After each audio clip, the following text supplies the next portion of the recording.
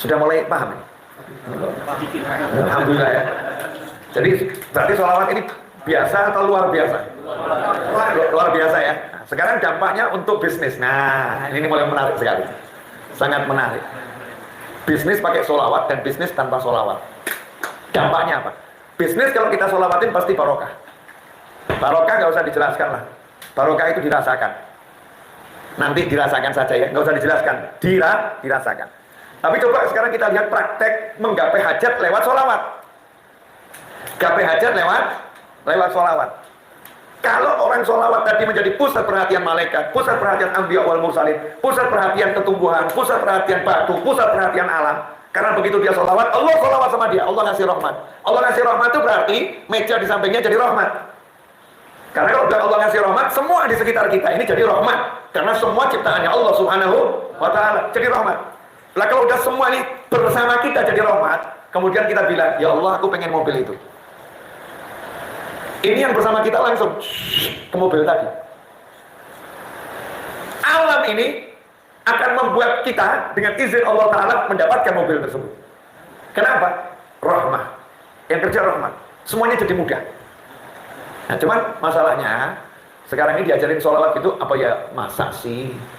Mana mungkin? Apa bisa? Apa iya? Praktekkan. Jangan teori. Praktekkan. Tapi ya sholawat. Maksudnya bagaimana? Sholawat itu seperti sholat. Seperti sholat. Adabnya seperti sholat. Orang sholat itu harus dalam keadaan suci, hadas kecil dan hadas besar. Maka kalau kita ini masih berhadas besar, junub ya mandi janabah dulu buat yang laki-laki. Nah, buat yang perempuan kalau menstruasi nggak jadi masalah, kan nggak bisa toh mensnya suruh pergi nggak bisa. Itu permanen. Tapi kalau bukan menstruasi karena junub ya mandi janabah. Walaupun dalam keadaan junub boleh bersolawat, boleh, bahkan dianjurkan, jangan berhenti berzikir. Tapi kalau untuk menggapai hajat tadi loh, mau punya hajat pengen punya rumah, hajat pengen menikah dengan anak seseorang, hajat, ya jangan junub-junub solawat untuk gapai hajat. Nggak pas, nggak serius kamu. Yang serius mandi bersih, wudhu, ya pakaian yang berwarna putih, serba harum. Khudhu zinatakum inda kulli masjid, kata Allah Ta'ala, kalau mau sholat pakai pakaian yang terbaik. Kita pakai yang terbaik, harum. Kalau posisinya bisa menghadap kiblat, artinya tidak lagi dalam perjalanan, tidak di kantor, tidak ini, posisinya di tempat yang memang betul untuk ibadah, entah musola umum atau musola khusus di rumah kita, menghadap kiblat. Duduk dengan khusyuk, kemudian betul-betul menghadirkan Nabi Muhammad SAW dalam hati, dalam pikiran. Cinta kita hadirkan. Bayangkan Rasul ada di hadapan kita, kemudian kita mengucapkan Allahumma sholli wa sallim ala Sayyidina Muhammadin wa ala alihi wa sahbihi, atau apapun sholawatnya. Sambil kita mengatakan, ya Allah berkat sholawat ini, ya Rabb, tolong hajatku yang satu itu wujudkan dengan mudah. Itu nanti insya Allah antum akan melihat sendiri, ajaibnya luar biasa. Ajib pokoknya. Silahkan dipraktekkan. Makanya orang dulu ngajak praktek sholawat nariyah 4.444 kali. Bib kok banyak betul dia Bib. Bisa dikorting nggak Bib? Ada diskon nggak untuk nariyah ini? Boleh nggak diangsur? Ya saya selalu jawab, kalau kamu diskon nanti hajatnya juga didiskon. Kalau kamu angsur nanti hajatnya juga datangnya berangsur. Yang punya semangat gitu loh. Untuk gaji 1 bulan suruh masuk tiap hari pagi sampai sore, dikasihnya baru nanti bulan depan itu aja dijalani. Ini bukan disuruh dari pagi sampai sore, duduk baca 4.444 kali. Kalau kamu udah terbiasa, cepet itu akan cepat, sebentar, tapi hajatmu akan tercapai dengan karunia Allah Subhanahu wa Ta'ala. Ada yang nanya lagi, Beb, nah caranya nanti gimana? Waduh, perlu dipahami. Yang mau ngasih saya atau Allah? Allah. Kamu bisa tahu caranya Allah ngasih? Gak bisa. Allah udah bilang, wa yarzuqhu min haitsu la yahtasib. Siapa takwa sama Allah, yaj'al lahu makhraja. Aku beri dia solusi. Wa yarzuqhu, dan aku akan beri dia rezeki min haitsu la yahtasib. Caranya surprise, dia enggak bakal tahu. Kalau bahasa kita, caranya itu nanti buat dia akan terkejut terus. Diperhitungkan begini, munculnya begini. Diperhitungkan begini, munculnya begini. Karena Allah bilang min haitsu la yahtasib. Enggak mungkin bisa kamu perkirakan dengan alat perkiraan model apapun. Kamu punya servernya Google untuk memastikan rezekimu dari Allah Ta'ala, nggak mungkin bisa. Karena Allah udah bilang, wa yarzuqhu min haitsu la yahtasib. Surprise. Jadi cukup kamu imani, kamu praktekkan, dan hidup dengan keyakinan seperti itu, jalani dengan nyaman. Nanti keajaiban akan bleng. Ini yang ngomong bukan orang ahli teori, saya praktek. Ya, dan saya nggak perlu sampaikan hasil-hasil yang saya dapatkan dengan praktek. Ya salah satunya kan hasilnya antum semua mau duduk dengerin saya. Ya, betul kan? Mau duduk dengerin saya. Berapa banyak orang-orang yang pinter, yang sekolah gelarnya tinggi-tinggi seperti yang ada di hadapan saya. Beb Ali dulu? Satu. Hah? Satu. S1. Apa gelarnya? SE. SE. Mas Riza? S2 tuh, maksudnya S2. Ya, S3 juga kan punya istri tuh. Istri kan S3 ya. Ini di depan saya nih. Saya lulusan SMA. Saya lulusan SMA, nggak pernah kuliah. Nggak pernah kuliah. Tapi alhamdulillah ngajar rektor, ngajar dosen. Kok bisa begitu? Rasanya solawat. Solawat. Bawa nih solawat kemana-mana. Maka saya ajarkan. Jadi nggak usah pakai kebanyakan teori seperti motivator. Buktikan, nggak usah. Ini loh buktinya. Ini buktinya. Tinggal kamu mau tiru nggak? Kalau kamu mau tiru nanti dapat hasil yang lebih. Kalau kamu lebih giat, ya, lebih ikhlas, kamu akan dapat hasil yang lebih. Akhirat pasti. Dunia jangan nanya kamu. Ngikut itu sama orang yang ahli solawat. Buktinya lihat tuh para habaib, para kiai yang ahli solawat itu. Dan nggak usah jauh-jauh lah. Habib Syekh bin Abdul Qadir As-Segaf Solo tuh. Nah coba lihat itu rumahnya seperti apa. Urusan duit ya, bagaimana? Kemudian dicintai orang seperti apa? Habib Syekh itu apa dicintai orang gara-gara beliau tampan gitu. Ya, kalau tampan saya sama beliau ya udah undi lah ya. Nah, ya boleh ditaruh berjejer gitu Bib ya, berjejer nanti suruh ada finalis. Kira-kira iya gimana gitu, adu tampan kita berani, tapi kalau adu solawat saya mundur saya. Beliau solawat jauh lebih banyak, ya jauh lebih hebat, saya mundur. Tapi dicintai orang luar biasa. Habib Syekh, Masya Allah, lihat aja orang, kok bisa begitu, kenapa? Karena menyuarakan solawat lain, ya berbeda. Pokoknya praktek deh, nggak usah kebanyakan teori. Ya, teori itu penting, tapi nggak usah kebanyakan. Perbanyak praktek. Praktek yang sederhana. Nah, sekarang masuk ilmu praktek. Dari tadi teori ya, praktek yang sederhana. Nggak susah. Tadi lihat waktu saya duduk, saya baca Allahumma sholli ala sayyidina Muhammad wa ala alihi wasallam, la ilaha illallah. Itu dipaksakan. Nggak kemudian jadi tiba-tiba otomatis ngomong gitu. Jadi ya saya paksakan. Bismillahirrahmanirrahim. Allahumma sholli ala sayyidina Muhammad. Bismillahirrahmanirrahim. Saya paksakan. Karena dipaksakan berulang kali, lama-lama jadi kebiasaan. Setelah terbiasa jadi otomatis. Dan saya sering terkejut ketika mesin otomatis itu berbicara. Jadi ketika saya duduk tiba-tiba kok la ilaha illallah, Allahumma sholli ala, kaget. Kok lidah saya bergerak sendiri ya? Hati saya ngomong sendiri seperti ini ya. Kaget saya. Alhamdulillah. Tubuh saya sudah apa, refleksnya begitu kan, alhamdulillah, syukur ini hasil karena memaksakan diri. Nah kalau kita sudah terbiasa duduk bangun begitu, kira-kira satu hari sholawatnya berapa kali? Susah ngitungnya ya, karena ya aktivitas manusia ini kan duduk bangun, kecuali yang sakit. Yang sehat kan begitu, jalan duduk berdiri kan begitu.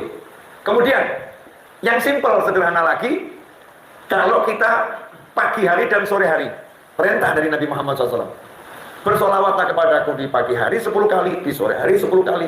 Siapa yang pagi solawat 10 kali, sore solawat 10 kali, dia akan dapat syafaatku. Kama SAW. Dapat syafaatnya Nabi Muhammad SAW. Apa arti syafaat? Luas. Bahasa Indonesianya syafaat itu pembelaan. Pembelaan. Jadi kalau saya bilang, saya mensyafaati dia, berarti saya akan bela dia apapun urusannya. Kalau urusannya dia mau beli mobil, ya saya akan bereskan sampai dia bisa beli mobil. Kalau urusannya dia mau kasih proposal ke satu bos, saya akan antarkan sampai cair proposalnya. Itu namanya saya bela dia. Jadi bayangkan yang bela bukan fulan dan fulan, tapi Nabi SAW menyatakan aku pembelanya. Ya kalau udah dibela oleh Nabi Muhammad SAW, kira-kira malaikat berani nggak berhadapan? Dikubur dibela Nabi Muhammad SAW, malaikat Munkar wa Nakir, lanjutkan saja perjalanannya. Nggak nanya enggak sudah. Udah diurus oleh Nabi Muhammad SAW. Selesai. Di mahsyar sampai masuk surga, dibela sama Nabi. Nabi tinggal bilang SAW, itu ikut saya. Selesai. Rombongannya Rasulullah SAW. Coba kalau nggak dibela Nabi Muhammad SAW. Kamu masuk bandara kalau nggak ada yang bela, ya antrinya panjang. Tapi kalau ada yang bela, panjang atau cepet? Cepet.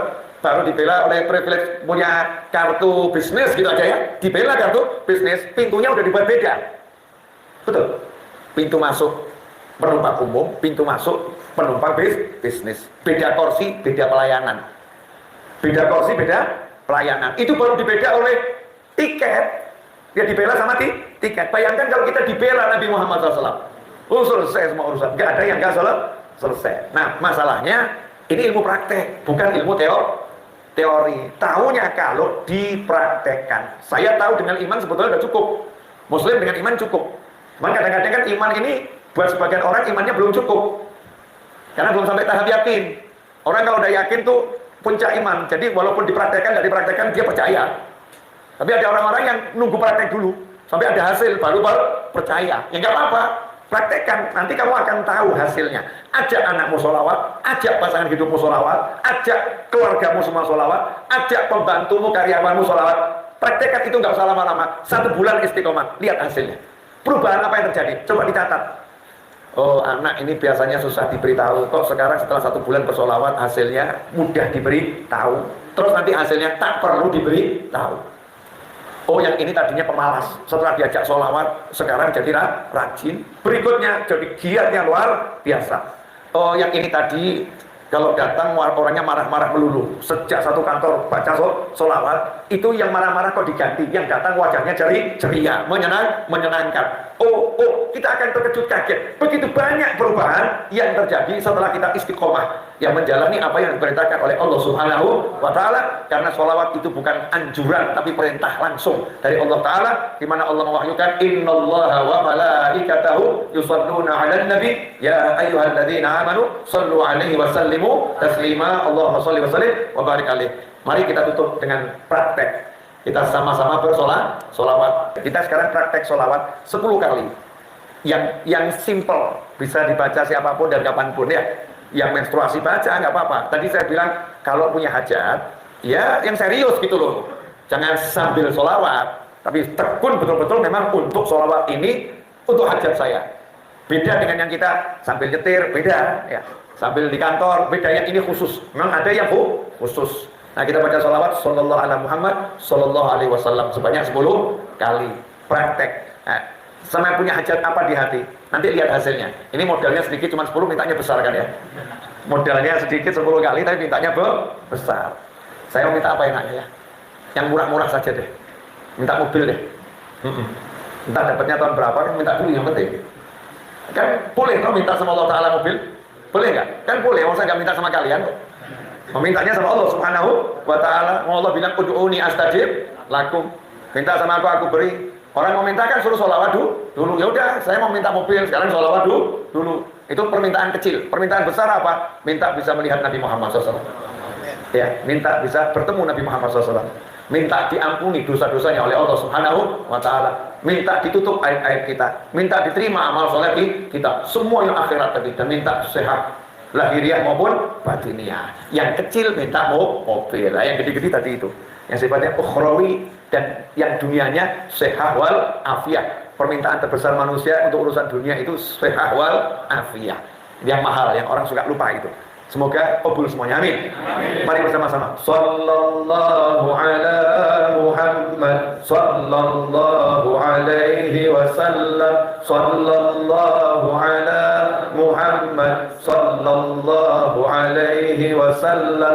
Sallallahu ala Muhammad sallallahu alaihi wasallam. Sallallahu ala Muhammad sallallahu alaihi wasallam. Sallallahu ala Muhammad sallallahu alaihi wasallam. Sallallahu ala Muhammad sallallahu alaihi wasallam. Sallallahu ala Muhammad sallallahu alaihi wasallam. Sallallahu ala Muhammad sallallahu alaihi wasallam. Sallallahu ala Muhammad sallallahu alaihi wasallam. Sallallahu ala Muhammad sallallahu alaihi wasallam.